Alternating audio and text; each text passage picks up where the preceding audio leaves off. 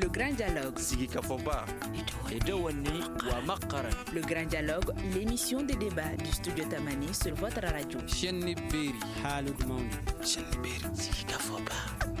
Le Grand Dialogue. Garibuya an ka jamana kɔnɔ lahalaya jumɛn de b'a la cɛkɔrɔbaw musokɔrɔbaw denmisɛnninw npogotigininw an ka sirabadaw la ale ni cakɛdaw la kuma caman an b'a ye olu dɔw balo bɛ garibuya la kun jumɛn ni nana ni a ye laada de don wa diinɛ de y'a fɔ wa garibuya yɛrɛ bɛ taabolo jumɛn de la an ka jamana kɔnɔ fɛɛrɛ jumɛn de bɛ se ka sɔrɔ a la an bɛna kumaw kan bi an ka Grand Dialogue kɛnɛ kan o de la wele bilalen don Fatumata Mariko ma ale bɛ kulu la ni o bɛ wele ko Association des enfants et travailleurs du Mali Abdala Maïga ale alimami ye Sɛbɛnninkɔrɔ misiri la Bayi Jakite ale fana bɛ an bolokɔrɔ sigida jateminɛkɛla don ne yɛrɛ Mariam Kulibali a y'aw bisimila.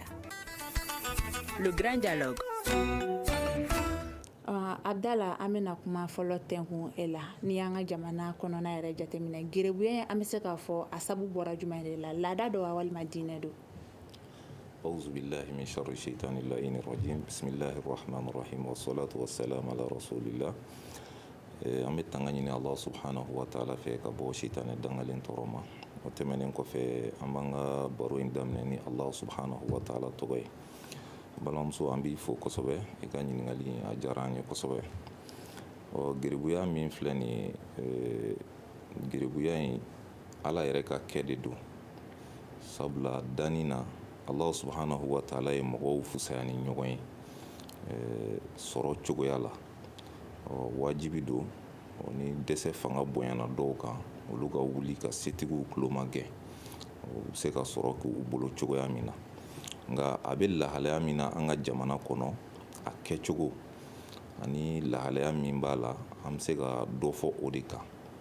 kɛcogo damadɔ b'a la an ka jamana kɔnɔ minnu n'u cɛ man ɲi nka fɛn min ye k'a fɔ garibuya k'a fɔ lagosi de don diinɛ la diinɛ ɲinanen don u kɔ o fɛn tɛ diinɛ kuman'u kan k'u ka hakɛ d'u ma Ala sɔnna ɲɛfɛ an da bɛna s'a ma inshallah. Fatumata Mariko aw ka ɲininiw kɔnɔna na e bɛ sifinkolo la min bɛ kuma denmisɛnninw kan ale ni sifin minnu bɛ baara kɛ aw ka ɲininiw kɔnɔna na aw ye jumɛn de jateminɛ gɛrɛbuya in kan yali aw ye faamuyali minnu sɔrɔ a kan fɔra ye ko diinɛ de don wa walima an ka tagabolo kɔrɔ kun don ka kɔrɔ. Lamɛnni jama bɛ ni tile an ka jɛkulu kɔnɔna na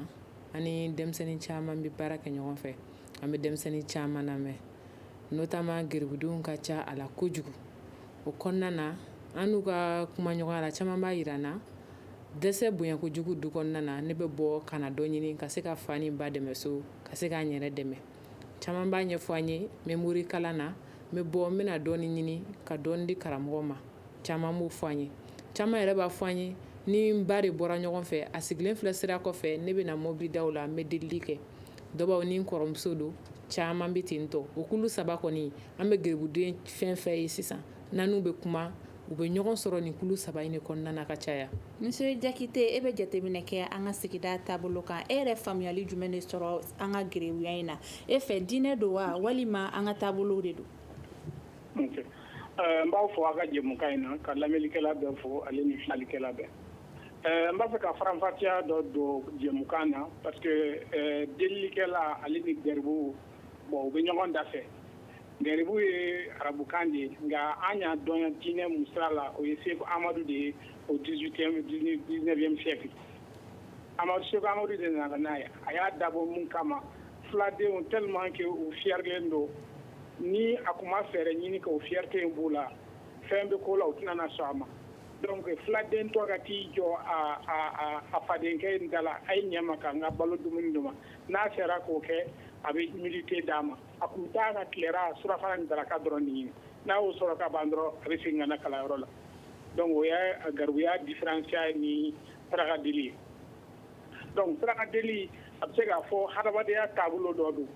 a dabɔkun kun ye minnu dɛsɛbaatɔ minnu ni se t'u ye u bɛ se k'o kɛ fɛɛrɛ ye k'u dɛmɛ nka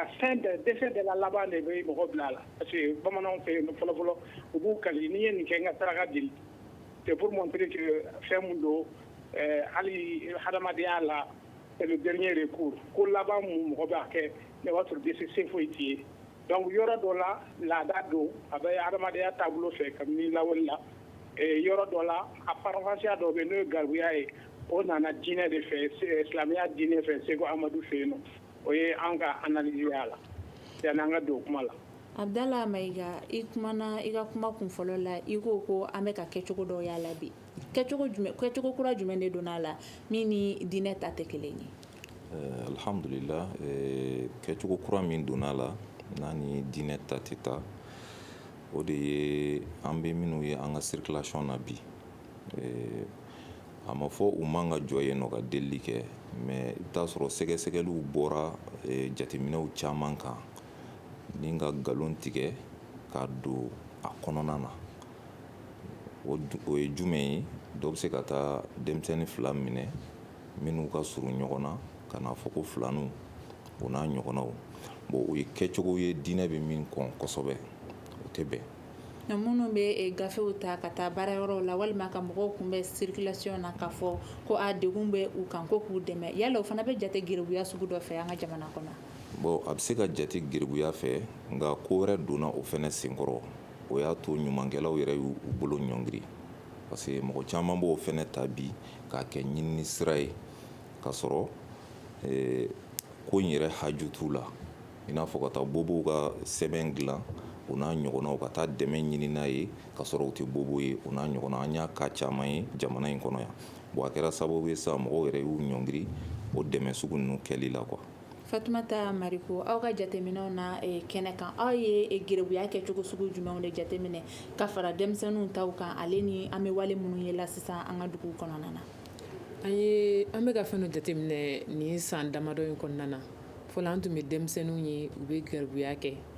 mais sisan an bɛ ka jateminɛ dɔw yɛrɛ mansaw yɛrɛ bɛ garibuya la bɔlɔn kɔnɔna na. Donc mansaw bɛ garibuya la denmisɛnninw fana bɛ garibuya la. An bɛ k'o fana jateminɛ fɔlɔ o tun tɛ ye an ka jamana kɔnɔ kosɛbɛ mais sisan an bɛ k'o jateminɛ kosɛbɛ. Denmisɛnnin ninnu bɛ sɔrɔ k'u mansaw to garibuya la bɔlɔn kɔnɔna na u bɛ kɔrɔya u fana bɛ kɛ garibu ye o cogoya la. An b'an yɛrɛ ɲininka an minnu bɛ bi k'an bɛ denmisɛnninw ka hakɛw lafasa est-ce que denmisɛnnin a bɛ se ka lamɔcogo ɲuman sɔrɔ o cogoya in na wa? O b'an yɛrɛ kamana gan kosɛbɛ. O kɔnɔna na a denmisɛnninw bɛ se ka jogo caman ta bɔlɔn kɔnɔna na. An ka imamu bɔra ka garibuya nasuguya minnu fɔ o caman bɛ yen u bɛ na wagati dɔ de la bɔlɔn kɔnɔ u bɛ tila ka segin ka taa so. U bɛ na wagati dɔ la bɔlɔn kɔnɔ u bɛ tila ka segin ka taa karamɔgɔ fɛ yen ou bien ni taabolo wɛrɛw don mais minnu yɛrɛ b'a bɔlɔn yɛrɛ kɔnɔna na u bɛ si yen u bɛ tile yen u bɛ garibuya kɛ yen olu ka lamɔ b'an kamana fili kosɛbɛ parce que fɛn caman bɛ se k'u sɔrɔ bɔlɔn in kɔnɔna na yen nɔ. N bɛ se k'o de fɔ o yɔrɔ la. Fɛn caman bɛ se k'u sɔrɔ i n'a fɔ mun? An bɛ caman ye bingali walew bɛ da u kan an yɛrɛ ye denmisɛnnin caman u tunun n'u somɔgɔw la bɔlɔn kɔnɔ ten somɔgɔw t'u yɔrɔ dɔn parce que u bɛ don banditisme na n bɛ se k'a fɔ ten cogoya la u bɛ don walew la wale minnu n'an ka taabolow tɛ taa ni n ko n b'a ɲɛfɔ bamanankan na dɔw yɛrɛ bɛ yen u bɛ wariw ta mɔgɔw kɔ suguw kɔnɔna na circulation na dɔw bɛ datugu u mansaw yɛrɛ bɛ bɔlɔn kɔnɔ u t'a kalama an ye ka caman ye ten tɔ mansaw bɛ bɔlɔn kɔnɔ u t'a kalama minnu yɛrɛ ye npogotigininw ye bingali wale sugu bɛɛ bɛ ta ka ɲɛsin u ma bɔlɔn kɔnɔna na o ye fɛn cɛjuguba ye an ka jamana taabolo la sisan nɔ an bɛ ka mun jateminɛ yɛrɛ ka caya sisan nɔ. Monsieur Bayi Jakite e ye sigida jateminɛkɛla ye anw yɛrɛ sigidala mɔgɔw bɛ se ka yala anw nɔ bɛ nin ko in na wa? Geribuya min bɛ sen na sisan yala anw yɛrɛ de nɔ don wa? Bon an nɔ b'a la komi an nɔ t'a la n'i y'a jateminɛ delili saraka deli ni garibuya komi n y'a fɔ a ye kuma daminɛ la garibuya kɔni o ye diinɛ nasira ye mais delili banba mun filɛ nin ye ni dɔw bɛ taa denw ta ka na sigida la ni fɛnw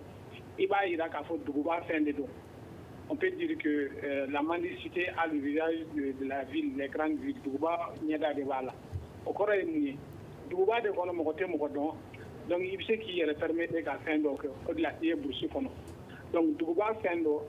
mais économiquement a bɛ se k'a fɔ c'est des dépassés économiques c'est-à-dire que mɔgɔ minnu ma se ka sɔrɔ ta yiriwa sira fɛ k'u yɛrɛ don o sira fɛ a fanba ye olu de ye o ye mun o bɛ mɔgɔ jumɛn da la o ye muso la muso kunda i b'a sɔrɔ chômage b'olu de attaqué i b'a sɔrɔ pauvreté b'olu de attaqué donc nin de stratégie y'u bolo pour que u ka se k'u yɛrɛ fɛngɛ comme u b'a dɔn an ka laada la denmisɛnnin fitinin n'a b'i bolo mɔgɔ dɔ bɛ hita a b'a fɔ n yɛrɛ den bɛ se ka kɛ nin situation na donc o kama o tigi bɛ sɔn ka dɔrɔmɛ 2 di dɔrɔmɛ 10 di dɔ bɛ sɔrɔ a la o de b'a to a bɛ kɛ an nɔ don mun na comme u b'a fɔ tubabukan na cogo min s'il y a des corrompus il y a des corrupteurs s'il y a des mandias et il y a des gens qui donnent au mandat. Donc o yɔrɔ la an bɛɛ nɔ don n'o ni bɛɛ y'i ban ka di sisan fɛɛrɛ wɛrɛ bɛ ɲini a la nka c'est très simple ne fɛ an nɔba de b'a la parce que an ka économie taabolo ninnu kɛra mɔgɔ caman bɛ yen nɔ olu dépassera donc solution wɛrɛ t'u bolo ni nin tɛ mais olu kɛrɛfɛla la escroc dɔw b'a la dɔw ta y'a kɛ pour yɛrɛ ɲɛ escroquerie ɲini ka don a la sisan i bɛna sɔrɔ dɔ bɛna ka na fɔ ko bana b'ale la bana b'a den na ka papier d'i ma ka fɛnw kɛ pour ka delili kɛ il y a la escroquerie. Mais tout ça, c'est des stratégies de survie dans les grandes villes face à la pauvreté et au chômage. Donc, barataya, alemi, fantaya, manajuya, mɔgɔw bɛ stratégie dɔw kɛ pour que ka se k'u adapter économiquement. Donc, o de b'a to a nasugu ka ca. Donc, faut k'a faranfasiya k'a bɔ ɲɔgɔn na pour que ka se k'a dɔn kɛlɛ bɛ se ka k'a la cogo min. Alimami Abdala Mayiga, diinɛ b'a fɔ ko mɔgɔ sugu jumɛn de ka delili kɛ sisan? Alhamdulillah rabbil alamin. Diinɛ bɛ mɔgɔ sugu minnu ka delili daga o ye lujuratɔw ye fɔlɔ. Lujuratɔ sugu jumɛn fɛnɛ don? Lujuratɔ min bɛ yen nɔ ni jigi t'a la. Mɔgɔ dɔw bɛ se ka kɛ lujuratɔ ye mais jigi b'i la. A tɛ bɛn i ka delili kɛ madama jigi b'i la,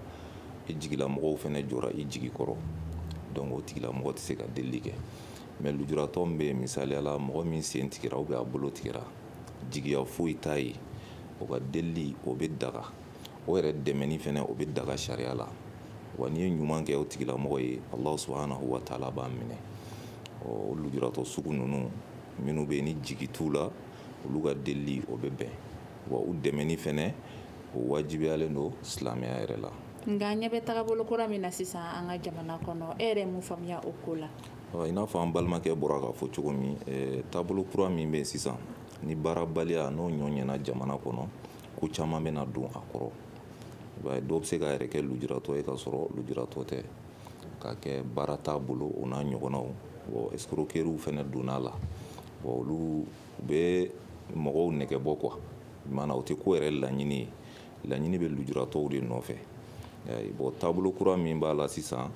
i n'a fɔ karamɔgɔ ka wajibiya kalandenw fɛnɛ kan k'a fɔ wajibi bɛɛ ka na ni nin wari hakɛ ye. I n'a fɔ an balimamuso bɔra k'a fɔ cogo min o bɛ se ka kɛ sababu ye ka denmisɛnnin dɔw don sonyɛni na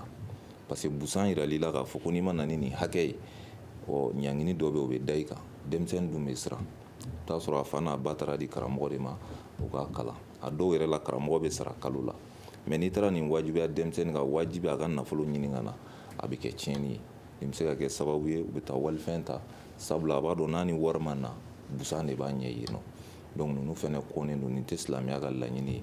Silamɛya ma nin fɔ maa si ye.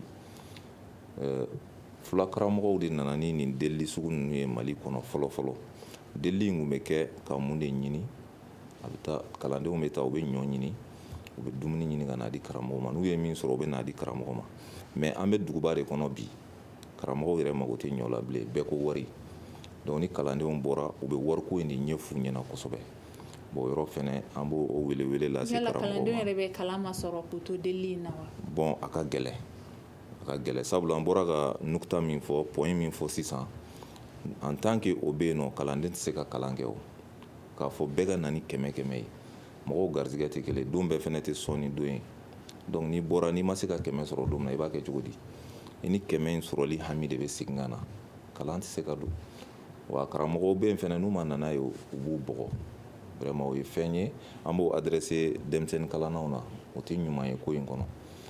N'u bɔra don min n'u ye fɛn min sɔrɔ n'u seginna ka na n'o ye o de y'i garizigɛ ye inshallah. Fatumata Mariko kɛnɛ kan ni aw yɛrɛ bɔra k'aw ka baaraw kɛ a b'a jateminɛ denmisɛnnin minnu bɛ geribuya kɛ u si b'a daminɛ san joli ka taa san joli la? An ka jateminɛw kɔnɔna na ani denmisɛnnin minnu kuma ɲɔgɔnyara u siw b'a daminɛ san 8 ka taa fo san 20 na sisan an bɛ k'o jateminɛ kosɛbɛ parce que fɔlɔ garibuya tun b'a daminɛ si sanga dɔ la ka taa si sanga dɔ la a kun ka gɛlɛn i ka san 18 ye garibuya la Bamakɔ yan nɔ mais sisan an bɛ k'a jateminɛ o ka ca kosɛbɛ et puis o hukumu kɔnɔna de la kalabanciya bɛ don a la ka caya o si sanga kɔnɔna na ka daminɛ 18 ka taa 24 fo 25 ninnu na sisan an bɛ k'o jateminɛ kosɛbɛ caman b'a la garibuw don lujuratɔw don u bɛ wari ɲini ni papiye o caman bɛ yen mais caman fɛnɛ b'a la n'olu ta y'a kalabanciya sira ye sinon garibu denmisɛnnin yɛrɛ minnu n'anw yɛrɛ bɛ baara kɛ ɲɔgɔn fɛ n'an b'a fɔ olu ma ko denmisɛnnin olu b'a daminɛ san 8 ka taa san 18 na. Monsieur Jakite, ni denmisɛnnin sikɔrɔba minnu bɛ yala la an ka bɔlɔn kɔnɔna na yala u tɛ kɛ danger sigidala mɔgɔw yɛrɛ ma wa sabula u tɛ ka don mara kɔnɔ wa mɔgɔ fana tɛ ka gɛrɛntɛ sigi u kan jateminɛbaga dɔw ka fɔ la yala ni denmisɛnnin ninnu don n'a nataw la u tɛna basi se sigidala mɔgɔw ma n'u ma mara ka ɲɛ wa? O kɔnɔ a ma se o kuma yɛrɛ k'a fɔ danger dɔw yɛrɛ ma fɔlɔ parce que u tɛna na foyi kalan n'a ma kɛ tiɲɛni kɔ bandiya ni fɛn ninnu donc u bɛ kɛ tiɲɛni u yɛrɛ ma ka tila ka na lase u ka famille ma ka lase société ma donc damatɛmɛ wale don n tun b'a fɛ ka rectification dɔ don n balimamuso in ka kuma na a ko k'a bɛ daminɛ san 8 ne ye denmisɛnnin dɔw ye u bɛ san 4 ni san 5 ni ɲɔgɔn cɛ n'o tɛ kuranɛ yɛrɛ ko den bɛ taa don kalan na san 7 nka i bɛ den dɔw ye u ma san 7 sɔrɔ u bɛ don kalan u bɛ t'u don garibuya la k'u di karamɔgɔ ma ne fɛ o ye criminellement yɛrɛ de État kan ka olu mɔgɔ façon somɔgɔw minɛ k'u ɲangi parce que den n'i ye nin kɛ den na a b'a ka vie yɛrɛ de perturber parce que i y'a bɔ a fana b'a la a mago b'olu ka amour la waati min i y'a bɔ a la psychologiquement a b'a déranger à l'avenir dans sa vie donc nin fɛn façon État man ka jɛn n'a ye cogo o cogo quel que soit ni fɛn don ni religion yɛrɛ y'a accepté k'a fɔ ko ni den si ma se yɔrɔ dɔ ma k'a di a tɛ bɛn ni y'o den façon o kan k'a lamina k'a lasegin ka taa a somɔgɔw fɛ ka kangari gɛlɛn daw ye donc conséquence ba de b'a la a bɛ daminɛ hadamadenya den yɛrɛ la a ka avenir compromis na an bɛ bi na taabolo ye fɛn dɔ de ye n'i tɛ se baara dɔ la n'i tɛ socialité baara dɔ la e ka sɔrɔ bɛ dɔgɔya fɛn na donc a bɛ k'u ma sɔrɔ dɔgɔya ye fɔlɔ n'u dɛsɛra ka na dɛsɛ cogo o cogo laban u bɛ na délinquance ni banditisme daminɛ donc o la a bɛ kɛ gɛlɛya ye u ka du ma a bɛ kɛ gɛlɛya ye société ma a bɛ kɛ gɛlɛya ye bɛɛ ma donc o la a danger n'a conséquence dan tɛ fɔ ka dan t'a la. Alimami Abdala Mayiga denmansa minnu b'u denw ta ka taga n'u ye kalanyɔrɔ la u ka laɲini fɔlɔ ye jumɛn de est ce que caman b'a kalama k'a fɔ k'u denw ka baara bɛna kɛ giribuya de kɔfɛ? Alhamdulillah wassalatu wassalamu ala rasulillah masa minnu b'u denw ta ka taa a di karamɔgɔ ma a bɛɛ ka laɲini ye den bɛ se ka kuranɛ kalan cogo min k'a dɔn o yɛrɛ de ye ko in yɛrɛ asulu ye ni o y'a sinsin bere ye quoi mori kalan min bɛ fɔ kuranɛ kalan de don différence b'a ni madrasa cɛ kosɛbɛ donc u dikun ye u bɛ se ka kuranɛ durusi cogoya min na yala o laɲini yɛrɛ bɛ sabati an bɛ don min na ko bi voilà kuma b'o o yɔrɔ de kan o laɲini a sabati man di sabula yala min bɛ a la dɔɔnin bɛ don hakili de kɔnɔ hakili min lafiyalen don n'a sabatilen don i bɛ taa sɔrɔ denmisɛnnin dɔw bɛ yala i n'a fɔ an balimamuso bɔra k'a fɔ cogoya min na denmisɛnnin san 8 k'a daminɛ o la ka yɛlɛ bon o ka taa tile ka yala k'a fɔ a bɛ sɔm hakɛ dɔ ɲini ka n'a di karamɔgɔ ma wula fɛ ka tila ka temps sɔrɔ k'a fɔ kalan bɛ don a kun na a ma nɔgɔn lafiyaba t'a la quoi donc laɲini kɔni ye denmisɛnninw bɛ se ka kuranɛ in durusi cogoya min na k'a dɔn mais yala in fɛnɛ tiɲɛ yɛrɛ la an ka jamana marabagaw kan ka disposition dɔ ta a ko kama i n'a fɔ ka yɔrɔ kɛrɛnkɛrɛn u ye u bɛ se ka lasago yɔrɔ min na ka hakɛ fɛnɛ ɲini u ye o hakɛ in ɲini yɔrɔ an b'o adressé an ka diinɛ ɲɛmɔgɔw de la kuranɛ kalanni diinɛ ko de don donc olu de bɛ se ka wuli k'u jɔ k'u ɲɛsin an ka faamaw ma ka hakɛ ɲini ka bila yɔrɔ ɲini ninnu na jamanadenw de don a mana kɛ cogo o cogo ala ka danni na a bɛ mɔgɔw bɛɛ ti jɛ ka kɛ kelen ye a bɛ mɔgɔw bila ɲɔgɔn ɲɛ bon ni dɔw kɛra tantɔ an ka diinɛ ɲɛmɔgɔw olu de kan ka ninnu ka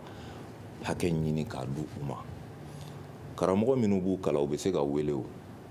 k'u lasigi u bɛ baara min na danga siri a la ni denmisɛnninw bɛ delili kɛ u ka gidɔrɔnda ninnu bɔ a la u ka don dugu kɔnɔ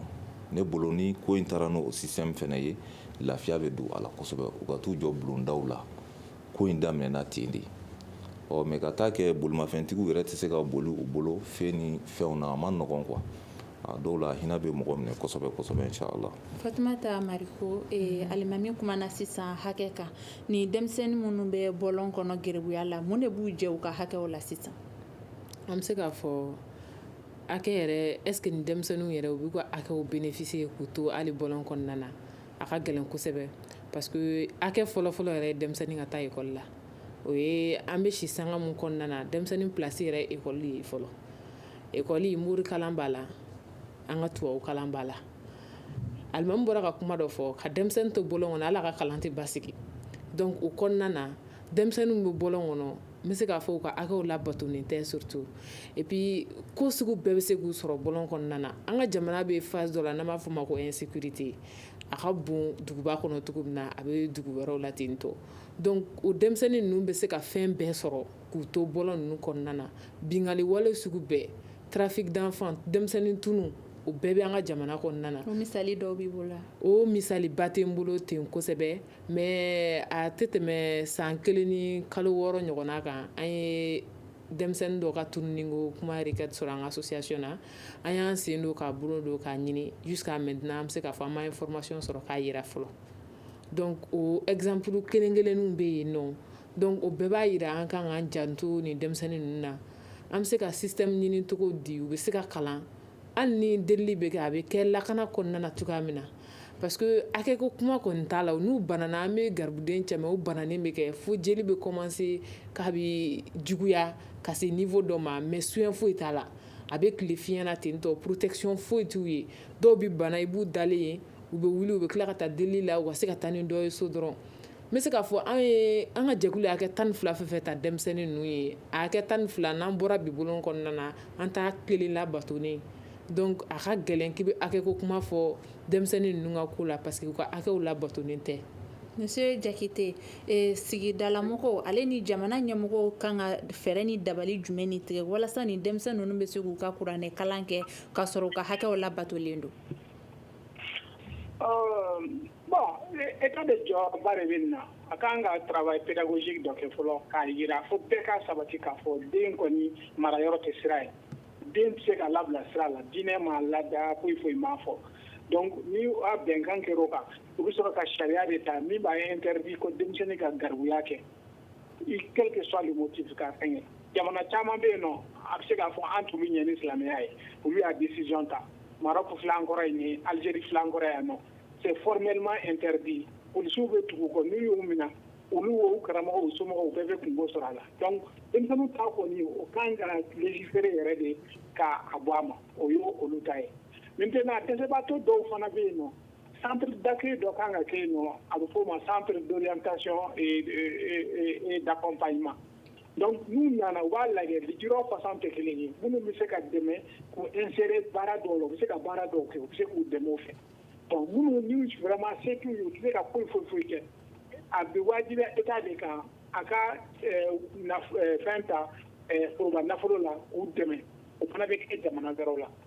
n'o tɛ mendicité nin a bɛ diɲɛ yɔrɔ bɛɛ a bɛ Faransi a bɛ fɛn mais a forme tɛ kelen ye n'i taara tubabu jamana nin na i bɛ taa sɔrɔ dɔw bɛ yen nɔ u bɛ taa musique kɛ siradaw la u bɛ delili kɛ de ten nɔ donc au moins a bɛ fɔ k'u bɛ baara dɔ kɛ pour que ka se ka fɛn dɔ sɔrɔ donc an kan ka forme de yɛlɛma bi bi in na u kan ka dɔ de kɛ min b'a to u bɛ dɔ sɔrɔ mais ka n'i bolo janya ɲɛ a tɛ laban a cɛ man ɲi a ma et c'est une honte pour la société il faut arrêter ça donc fo état ka jɔ a jɔyɔrɔ la mais a tɛ se ka kɛ tile kelen ye a bɛ travail pédagogique dɔ de kɛ k'a yira k'a fɔ denmisɛnnin kɔni taayɔrɔ tɛ sirabada ye denmisɛnnin ka wale tɛ delili ye pour que k'a balo n'o tɛ i b'a ka hakɛ bɛɛ de tiɲɛ a ka hakɛ fɔlɔ ye o ye ka vivre normalement ka dumuni kɛ ka fa o ma dafa a ka droit a ka hakɛ dɔ ye ka kalan kɛ o ma dafa a ka hakɛ dɔ ye ka kɛnɛya sɔrɔ o ma dafa a ka hakɛ dɔ ye ka sécurité sɔrɔ o ma dafa donc nin bɛɛ b'a yira k'a fɔ société de nɔ de don donc an kan ka fɛɛrɛ ɲini ka fu siri nin dan na a man kan a waati tɛmɛna donc denmisɛnnin kɔni taayɔrɔ tɛ kɛnɛma la sirada la ye ka taa delili kɛ pour que ka na a balo ou bien ka fɛn dɔ kɛ Alimami Abdala e ka jateminɛw kɔnɔna na garibuya in ka ca fan jumɛn de fɛ ka tɛmɛ fan tɔw kan yala ka ca Bamako de wa walima an ka marabolo kɔnɔna na denmisɛnnin kunda ale ni mɔgɔkɔrɔba kunda alhamdulillah garibuya Mali kɔnɔ an b'a fɔ yɔrɔ min ta ka ca ne yɛrɛ sera yɔrɔ min na komi ma Mali fan bɛɛ yala n ye Mopti mara ta ye tiɲɛ yɛrɛ la différence ba bɛ olu ni Bamakɔ taw cɛ olu ka ca ni Bamakɔ taw ye kosɛbɛ bon olu fana ta kɛcogo ni Bamakɔ ta kɛcogo différence b'u ni ɲɔgɔn cɛ n bɛ se k'o walawala i n'a fɔ n bɔra ka baloko min fɔ halisa yen yɔrɔ maraw olu ta bɛ ka se ka ni kalanden bɔra n'a ye min sɔrɔ dɔrɔn karamɔgɔ bɛ jɛ n'o ye i n'a fɔ balo minnu bɛ di kalandenw ma o de ka ca yen nɔ ani dumuni tɔ minnu bɛ kɛ u kun karamɔgɔ bɛ jɛ n'o ye mɛ an ye wariko in an y'a recherche kɛ ka a sɔrɔ Bamakɔ yan de ma kibaruya mɛn yɔrɔ wɛrɛ k'a fɔ ko karamɔgɔ bɛ kalanden bugɔ n'a ma se ka na ni nin somme hakɛ ye tile kɔnɔ. Fatumata Mariko, aw ka baaraw hukumu kɔnɔna na kɛnɛ kan aw ka jateminɛ y'a yira k'a fɔ ko yɔrɔ dɔ ta ka ca ni yɔrɔ dɔ ta ye wa walima kɛcogo danfara b'u cɛ? Awɔ, Imam bɔra ka kuma min fɔ n bɛ n'o dafa an fana ka jateminɛ la an y'a jateminɛ Mopti mara ta ka ca a y'a kɛ cogoya min fɔ a bɛ kɛ ten tɔ de o yɔrɔ la o yɔrɔ danfara ni Bamakɔ ta bɛ kɛ mun ye dɔɔni fɛnɛ o ye k'a fɔ yen ka bɛɛ tɛ denmisɛnnin caman bɛ yen u bɛ bɔ Niger ka taa mori kalan na yen nɔ dɔw bɛ bɔ Burkina ka taa yen nɔ ani denmisɛnnin minnu kumana a ye denmisɛnnin caman identifier yen nɔ an ye caman référer ka taa hali centre la donc parce que an ka o wagati baara fanba tun bɛ minnu bɔra jamana wɛrɛ la ka na donc an y'o caman sɔrɔ Mopti mara la ka tɛmɛ Bamakɔ kan Bamakɔ a caman u bɛ bɔ Segu ka na u bɛ bɔ Bamakɔ yɛrɛ kɛrɛfɛ duguw la ka na delili la Bamakɔ kɔnɔna na mais Mopti mara ta ka ca mais an bɛ se k'a fɔ sécurité dɔɔni bɛ Mopti mara ta fana na ka tɛmɛ Bamakɔ ta kan parce que Bamakɔ ye duguba ye a ko ka ca Mopti mara fana ta lakana dɔɔni b'o la ka tɛmɛ Bamakɔ ta kan mais nin bɛɛ la an kan ka dan sigi a wale jugu la hali sisan Mopti Bamakɔ dɔrɔn tɛ hali Mopti fɛn dɔw fana bɛ yen mun bɛ na ni ɲangata ye denmisɛnnin ma tagalen ɲɛfɛ donc a mana k'a sugu sugu a mana k'a forme o forme ye fo éducation ka sɔrɔ a kɔnɔna na lakana ka sɔrɔ a kɔnɔna na fɛnɛ. Mbaye Jakite an ka jamana yɔrɔ dɔw bɛ yen lakana ma sabati yen kosɛbɛ yala o kɔlɔlɔ bɛ se ka kɛ sababu ye ka na ni gɛrɛbuya in fana cayali ye an ka jamana kɔnɔ wa? A bɛ se o nɔba b'a la bon sisan a ye ɲininkali min kɛ n'a y'a sɔrɔ yɔrɔ jumɛn ta ka ca ni o kɔni an ye étude dɔ k'a la a bɛ san 7 bɔ a y'a jira k'a fɔ les grandes villes Bamakɔ b'o la Sikaso b'o la Segu b'o la Mopti b'o la olu de ye yɔrɔ ye u ka ca yɔrɔ min mais Mopti a fanba de origine bɛ bɔ yen de u bɛ bɔ yen de ka walankata ka na donc a bɛ se k'a fɔ centre de pourvoyeur ye ka taa grands axes min na n y'a fɔ a ye cogo min duguba de a ma kɛ cogo cogo fila bɛ sɔrɔ yen de n'o tɛ burusi kɔnɔ dɔw bɛ tile kɛ o tɛ dɔrɔmɛ 10 sɔrɔ donc e ma 10 sɔrɔ i bɛna fila di dɔw ma donc duguba bɛ yɔrɔ axe ba ninnu bɛɛ u bɛ kɛ yen de. Maintenant, avec l'insécurité au centre, on a un sababu ye ka somɔgɔ caman dɛsɛ somɔgɔw décédé u ye denw labila denw dɔw taara u yɛrɛ ma dɔw fana bilala garibuya sen fɛ a bɛɛ b'a la donc a bɛ se k'a fɔ bi insécurité kɛn bɛ ka fɛn in juguya a y'a juguya kosɛbɛ yɛrɛ. An bɛ don min na i n'a fɔ ko bi kalansotigi ninnu ale ni maître coranique ninnu olu kan ka dabali jumɛn de tigɛ den ninnu lakanani kama? Bon, alhamdulillah kuranɛ durusi yɔrɔ ka ca an fɛ Mali kɔnɔ bi n'o ye centrew ye u ka ca Mali kɔnɔ bi kosɛbɛ kosɛbɛ ni maa min b'a fɛ den ka kisi ni lahalaya ninnu ma an bɛ ka minnu fɔ toujours an bɛ kuma ni seko de ye an tɛ ɲinɛ o kɔ se tɛ bɛɛ fɛnɛ ye ka taa ni den ye o centre ninnu na parce que i bɛ taa sɔrɔ denw bɛ to internat de la yen u tɛ delili kɛ u tɛ foyi kɛ wa u bɛ kuranɛ durusi fo k'a ɲɛ o kalandenw caman bɛ ne yɛrɛ bolo mais bɛɛ tɛ se ka o kɛ i bɛ taa sɔrɔ a dɔw san musaka bɛ se fo 50,000 ma i den tɛ na so ni sunkalo tɛ donc a bɛ internat la a ka balo ni fɛn bɛɛ bɛ yen nɔ o fana ye a système dɔ ye nka an tɛ nin système an tɛ nin lagosi dɛ wa a tɛ se ka bila fɛnɛ centre ninnu y'a ye ninnu de la ko in daminɛna ni dugumakalan ye tan de mais ni dugu bonyana ka kɛ duguba ye développement bɛ ka na adamadenw ka dɔnniya bɛ ka bonya ko caman bɛ wolo a kɔnɔ n bɔra k'o de fɔ n ka kuma kɔnɔ mɔgɔ minnu don ni hakɛ ka kan u ka hakɛ fɔlɔfɔlɔ an b'a adressé an ka diinɛ ɲɛmɔgɔw de la u tɛ foyi fɔ bi an ka faamaw ɲɛna k'u bɛ ban a ma donc u k'u hakili to mɔgɔ ninnu na k'a dɔn k'a fɔ n'u ye lagosi sɔrɔ diinɛmɔgɔ bɛɛ de y'a sɔrɔ wa lagosi min bɛ da u kan a bɛ se an bɛɛ lajɛlen ma parce que a bɛ fɔ ko madarasadenw de don bɛɛ bulon kɔnɔ kalandenw de don ka bɔ o denmisɛn ninnu dɔrɔn na an ka mɔgɔkɔrɔba minnu bɛ sirabada la dɔw ka kɛnɛ dɔw man kɛnɛ dabali jumɛn de fana kan ka tigɛ olu ka ko la? bon olu ka dabali an b'o adressé faamaw la parce que diɲɛlatigɛ kɔnɔ kow ka ca i bɛ taa sɔrɔ a dɔw ye lujuratɔw ye se foyi t'u ye jigiya foyi t'u ye ni sirada in tɛ n'i k'i bɛna o sirada in fana tigɛ u la a bɛ n'a fɔ i y'u faga donc yan'a ka se o yɔrɔ ma jamana yɛrɛ de kan ka fɛɛrɛ bɛɛ kɛ ka u dɛmɛ i n'a fɔ mois de solidarité ninnu bɛ kɛ cogoya min na ne yɛrɛ ka faamuya la dɛmɛ in bɛ taa di maa minnu ma a tɛ ka taa di a diyɔrɔ la n'a fɔra mois de solidarité dɛmɛ min kan ka ta ka di ka dɛsɛbaatɔw sɛgɛrɛ an b'a ye san si la k'u yalala ka geribuw tɔmɔ sirada la ka dɛmɛ in kɛrɛnkɛrɛn n'olu ye olu de n'a ka kan i n'a fɔ i bɔra ka mɔgɔkɔrɔba minnu fɔ dɔw ye fiɲɛtɔ ye dɔw sen man ɲi dabali foyi t'u ye se foyi t'u ye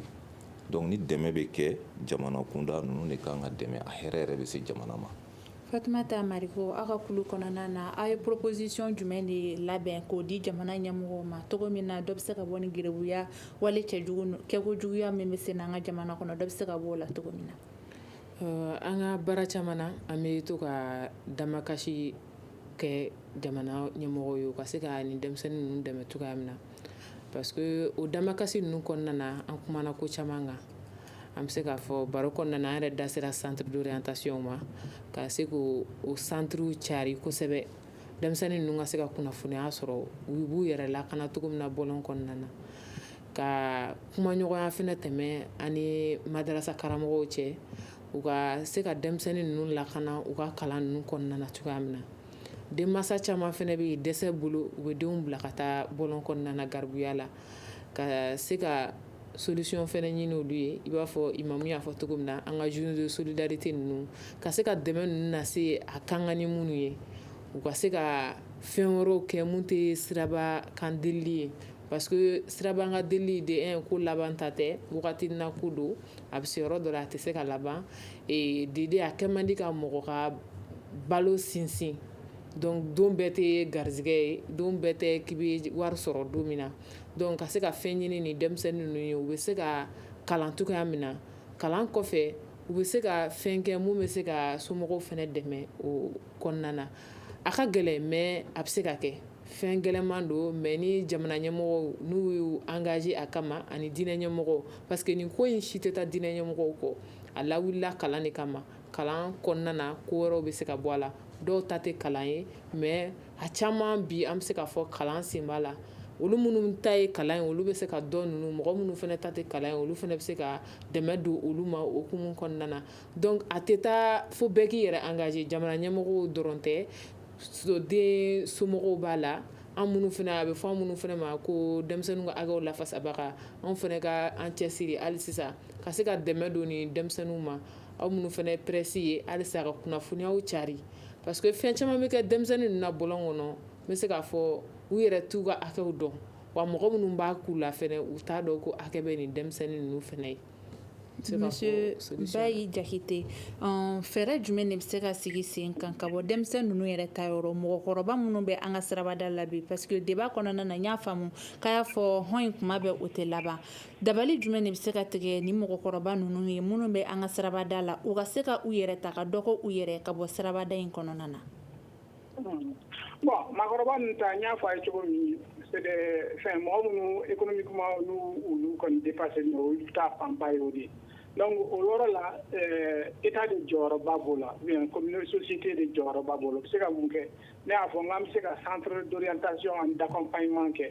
o centre na mun bɛ kɛ yen nɔ u b'a d'abord k'u bɔ ɲɔgɔn na dɔw bɛ yen i b'a sɔrɔ o tɛ se ka foyi bɔ o kɔni diyagoya i b'o dɛmɛ mɔgɔ min ye fiɲɛtɔ ye par exemple i yɛrɛ b'a dɔn a tɛ ka fɛn kɛ mais dɔw bɛ yen u sen ka kɛnɛ u bolo ka kɛnɛ u dɛsɛra ka baara de sɔrɔ bon u bɛ baara sɔrɔ parce que spécialité t'u la i bɛ se k'u dege baara dɔw la baara dɔw bɛ yen nɔ musow filɛ par exemple u bɛ se ka paseli kɛ u bɛ se ka finiko kɛ u bɛ se ka denladɔ kɛ donc i bɛ se k'u former nin na pour ka nana 15 jours ka mɔgɔw ɲini minnu fana b'u ta u bɛ baara kɛ o b'a sɔrɔ u encadrelen don donc ça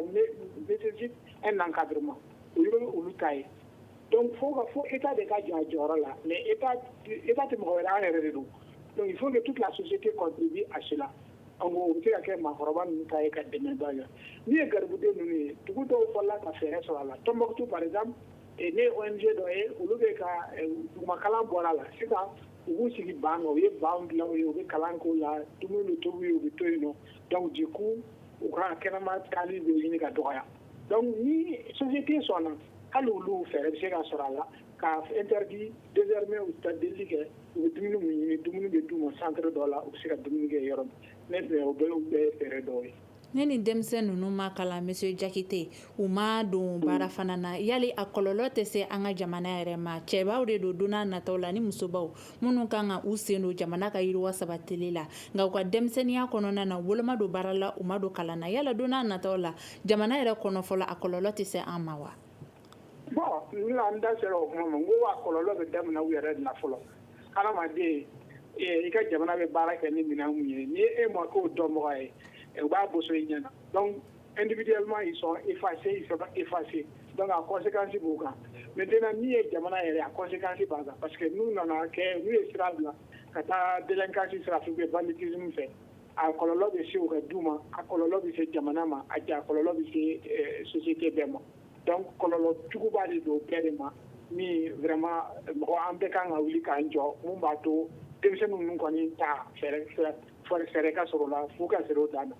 na an bɛɛ b'a fɛɛrɛ dɔn a ka interdit de il faut une loi il faut légiférer par rapport à l'interdiction denmisɛnninw kɔni ka delili o ka dabila denmisɛnnin mun san 4 fo san 8 fo san 17 o kan ka interdit formellement donc o ye solution de pour que société de bɛ ka récupérer cogo min a yɛrɛ fana bɛ se ka récupérer cogo min b'a to a bɛ baara dɔ kɛ Alimami Maiga nin denmisɛn ninnu masaw b'u bila ka taga kalankɛyɔrɔ la u k'u ka kalan kɛ u ma se ka kalan kɛ u ma dɔnniya sɔrɔ yala hali kɔlɔlɔ yɛrɛ to u denmisɛn ninnu kan diinɛ batoli sira kan alhamdulillah kɔlɔlɔ b'a la kɔlɔlɔba yɛrɛ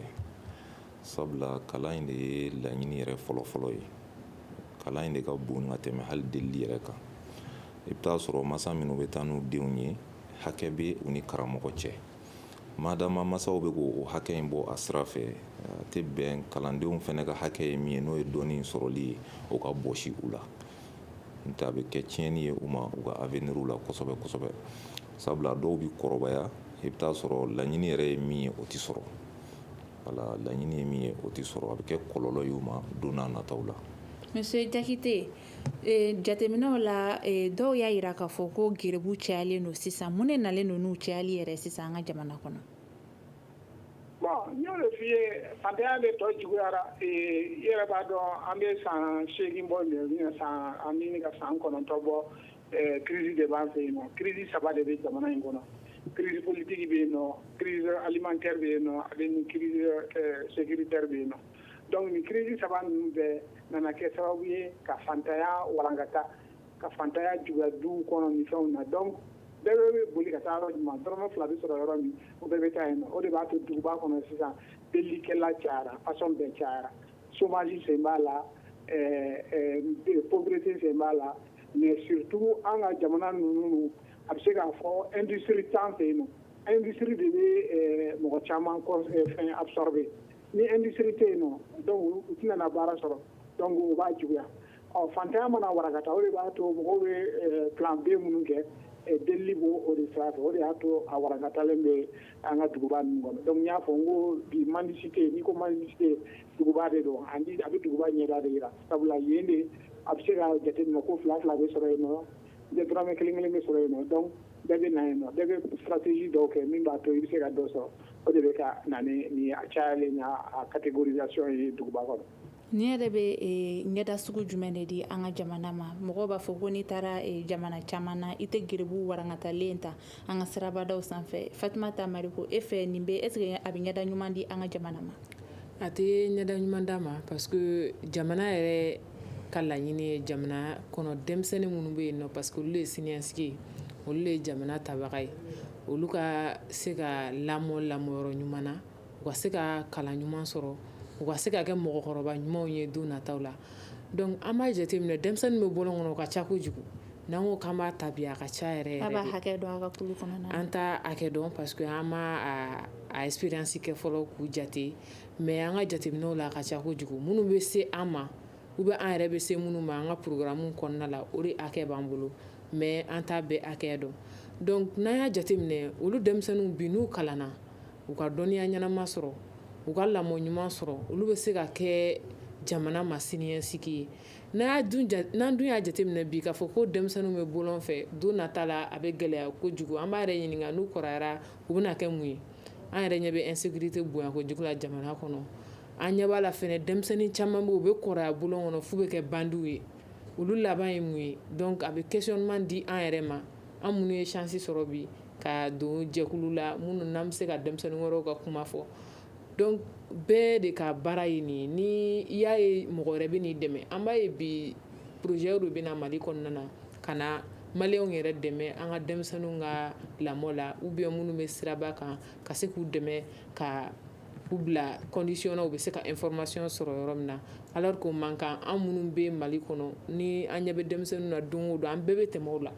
an bɛɛ b'u ye donc an bɛɛ bɛ se ka ko dɔ kɛ ka se ka nin dantɛmɛ wale in ka se ka dan sigi a la mais fo a tɛ taa fan bɛɛ ka hakili kɛ kelen ye an ka se k'u dɛmɛ u ka bɔ nin condition in na parce que an b'a ye n'i y'a ye delili dɛsɛ bɛ na n'a ye mais fɛn wɛrɛw fana bɛ na n'a ye dɛsɛ ka ca kojugu a la donc an yɛrɛ bɛ se ka mun kɛ n'i y'a mɛn jamanadenw de don n'an bɛɛ y'an fanga fili an bɛ se ka dan sago nin wale in na kosɛbɛ parce que n'an ma dan sago a la don dɔ la bɛ na se a kɔlɔlɔ bɛ se an bɛɛ ma a bɛ se an bɛɛ ma donc n bɛ se k'o de fɔ o yɔrɔ la. Alimami Abdala nin denmisɛn ninnu n'u ma kalan ka ɲɛ u tɛgɛ ma don baara la yala jihadisiw yɛrɛ tɛ se ka u fara u ka kulu kan o risque tɛ yen. Alhamdulillah ni ɲininkali in nafa ka bon kosɛbɛ kosɛbɛ parce que crise in b'an ka jamana kɔnɔ a bɛ san 9 ɲɔgɔn bɔ sisan a dogolen tɛ maa si la bon n'u bolo ma don ko la ko min bɛ se k'u nafa métier ma yir'u la u bɛ se ka métier min kɛ u dun wulila ni wari ɲini de ye jihadistes ninnu fana bɛ mun de yir'u la u bɛ nafolo de yir'u la an bɛ se k'a fɔ o yɛrɛ kɛra ka ban an y'o nouvelle y'aw sɔrɔ n'u ye nafolo yir'u la mɔgɔ min bɛ yaala tile kɔnɔ a tɛ 100 sɔrɔ n'i ye 500 yir'a la ani moto a bɛ tugu i kɔ dɛ donc o kɔlɔlɔw de bɛ yen i b'a ye hali an ka finitigilakaw bɛ jihadiste minnu faga a bɛɛ ye denmisɛnninnamɔgɔw de ye u donna kulu ninnu fana na ni nin sira in de ye ani mɔgɔ caman ye baro k'a kan pour que ka métier d'u ma Maroc filɛ nin ye yen lujuratɔw jamana ɲɛmɔgɔw kɛlen don ka hakɛba ta u ye an yɛrɛ taara bɔ olu ye yen nɔ vraiment a bɛ mɔgɔ jigi fa baarakɛyɔrɔw bɛ se ka dayɛlɛ ka d'u ma i n'a fɔ bolola baara ninnu u bɛ se k'u bolow fɛn falen ɲɔgɔn na fɛn minnu na donc a bɛ kɛ fusamantiyaba de ye jamana yɛrɛ ma Marokɛnw ta in bɛ cogoya min na an taara bɔ yɔrɔ min na o ye gâteau dilanyɔrɔ de ye gâteau in bɛ feere jamana fan bɛɛ fɛ wa a wari fana bɛ don jamana de kun mais lujuratɔw dama de bɛ yen nɔ jamana yɛrɛ de jɔlen don u y'u dege baara la fo ka n'u se ni min tɛ bobo i bɛ taa sɔrɔ fiɲɛ b'o ɲɛ fan kelen na o n'a ɲɔgɔnnaw ou bien dɔ tɛgɛ fan kelen tigɛlen don olu dama de bɛ ɲɔgɔn kan mais a bɛɛ bɛ se baara la mais jamana ɲɛmɔgɔw de y'u jɔ n'u ka ko bɛɛ ye fo k'u se nin baara in na ka tila u bɛ baara min kɛ fɛnɛ a hɛrɛ bɛ don jamana kun. Monsieur Bayi Jakite yala o ye e hakilina ye wa alimami filɛ ka hakilina min fɔ ne k'a fɔ denmisɛn ninnu n'u ma kalan ka ɲɛ u bɛ se ka don jihadisiw ka kulu la ko dabaliw kan ka tigɛ yala e hakilina ye o fana ya. Ne b'o partager sabula a y'a fɔ cogo min mɔgɔ min tɛ 100 sɔrɔ n'i ye 1000 yir'o la o bɛ taa i nɔfɛ bon fantanya jɔyɔrɔba de b'a la fantanya jɔyɔrɔ bɛ fɛn na mɔgɔ ninnu fɛn t'u bolo a sɔrɔ da t'u bolo donc n'u ɲɛ bɛ sɔrɔ teliman bɛ min fɛ u bɛ don a fɛ hali sans k'a dɔn k'a fɔ a conséquence ye min ye donc a conséquence juguman bɛ se ka kɛ o ka taa tugu jihadiste ninnu kɔ donc fo ka métier de d'u ma je crois que ONG dɔw ye baara kɛ a domaine na Anda Monde b'a la Terre des Hommes b'a la u y'a baara k'a la mais n dɛmɛ n ka wari la o ka sɔrɔ a kunkolo b'i yɛrɛ bolo dɛ ne yɛrɛ kɔni n ka dɔnniya nasira fɛ ani n ka ɲininiw nasira fɛ n ma engagement de ye État la ka taa nin fanfɛla la karamɔgɔ y'a fɔ a ka kuma la ni mois de solidarité kɛra yɔrɔ dɔ bɛ kɛ mankan ye nka minnu yɛrɛ mago b'a la a tɛ s'olu ma solidarité yɛrɛ fɔlɔ ye min ye chinois ko yanni i ka mɔgɔ dege jɛgɛminɛ la i ka jɛgɛ dun na i k'a dege jɛgɛminɛ la u kan ka métier de ɲini ka d'u ma min b'a to u bɛ se k'u majanya wajibité la donc je partage vraiment alimami ka kuma min. An ka baro bɛ ka se a kuncɛyɔrɔ la Fatumata Mariko wele jumɛn de b'e bolo ka ɲɛsin jamana ɲɛmɔgɔw ma ale ni denmansaw yɛrɛ ma ni denmisɛn ninnu ka ladonni ko la minute 1 b'i bolo. Kuma lasurunya la n bɛ se k'a fɔ n ko denmansaw an ka bila an kunna ko ka bɔ bɔlɔn kɔnɔ ka warimisɛnnin ɲini ko laban ta tɛ a ka denmisɛnninw accompagner u ka se ka lamɔ cogo ɲuman sɔrɔ cogoya min na u ka se ka kalan ka se ka lamɔ mun tɛ siraba kana in ye. N bɛ mun fɔ ka ɲɛsin jamana ɲɛmɔgɔw ma hali sisan an ka dɛmɛ don siraba kan denmisɛnninw ma hali mɔgɔkɔrɔba minnu fana bɛ siraba kan engagement dɔrɔn de don sinon ne bolo ala musaka tɛ ko gɛlɛn ye mais hakilinaw ka fara ɲɔgɔn kan an ka se ka an bɛɛ k'a fɔ nin fɛn kelen an bɛ fɛ ka nin kɛ sinon hali musaka janba tɛ exemple caman dira yan mun bɛ se ka kɛ ninnu ye ONG caman y'a daminɛ mais jamana ɲɛmɔgɔw k'u ka kuntilenna ye ka ɲa hali sisan nɔ o message de tun bɛ n bolo. Alimami Abdala, kuma kuncɛla wele jumɛn de b'e bolo ka ɲɛsin karamɔgɔw ma nin ko in na? Alhamdulillah, wele min bɛ n bolo dɔrɔn o de ye baara o baara n'an b'a kɛ an ka kɛ ni ala ɲɛ siran ye fɔlɔ o de ka bon ni fɛn bɛɛ lajɛlen ye sabula walidenw de bɛ kɛ an bolo kalan na donc an k'an jija an ka kalan sira de don u kɔrɔ hali u bɛ bɔ ka bandiya min kɛ ni karamɔgɔ y'u jɔyɔrɔ fa o la kosɛbɛ k'u ka kow ɲɛɲini k'u bagabaga dɔ bɛ bɔ o bɛɛ la an ka baara in kɛ ni ala ɲɛ siran ye. Monsieur Bayi Jakite, miniti kelen bɛ e bolo ka wele kɛ ka ɲɛsin denmansaw ale ni sigidala mɔgɔw yɛrɛ ma walasa u ka fɛɛrɛ kɛ ni denmisɛnninw ka ko la wa? Bon, ne kɔni bɛ dugawu de kɛ bɛɛ k'i engagé ka n balimamuso de y'a fɔ a kuma la fo an yɛrɛ ka engagé an k'a dɔn k'a fɔ den ninnu y'an denw ye u ka sini ɲɛsigi n'an m'a labɛn bi a bɛ kɛ fɛn dibilen ye donc société bɛɛ de kan k'i engagé mun b'a to den ninnu bɛ se ka intégrer cogo min o tɛ sɔrɔ fɛn wɛrɛ fɛ fo ka non seulement garibuya interdit denmisɛnninw na mais k'u dege métier dɔ la métier d'avenir min b'a to u bɛ se k'u yɛrɛ ta o ye ne ka kuma laban ye. Lamɛnbagaw aw ni ce an lamɛnli la baro kɔni ale kuncɛra bi thème kun bɛ min kan o ye gerebuya ale lahalaya bɛ cogo di an ka jamana kɔnɔ walasa ka masala an tun ye wele bila Fatumata Mariko ma ale bɛ association des enfants et jeunes travailleurs la Mali kɔnɔna na Alimami Abdala Mayiga ka bɔ Sɛbɛnnikɔrɔ wele kun bilala ale fana ma Bayi Jakite ale ye sigida jateminɛkɛla ye n'an k'o ma ko sociologue o fana kun bɛ an ka baro kɛnɛ kan aw ni ce aw ka kulomajɔ la aw k'an bɛn. Le Grand Dialogue. Le Grand Dialogue, l'émission de débat du studio Tamani sur votre radio. Chaîne Berry, Halud Maundi. Chaîne Berry, Ziggy Kafoba.